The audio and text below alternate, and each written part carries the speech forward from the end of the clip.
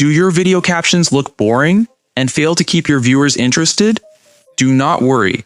In this CapCut tutorial for beginners, you will learn how to add a typewriter text animation in CapCut Mobile to make your titles look engaging and clean.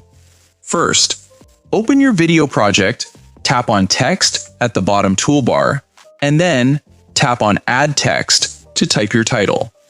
Now, select your text layer, tap on Animation at the bottom toolbar, select the In tab, and tap on the typewriter animation. Drag the duration slider at the bottom.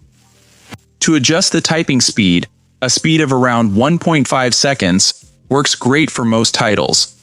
Here is a secret pro tip.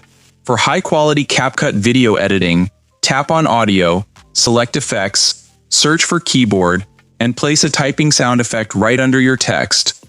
This makes your typewriter animation look and sound completely realistic. Now, tap on the check mark and press play to review your smooth typewriter text animation. To continue learning from our full course, check the playlist link in the description below.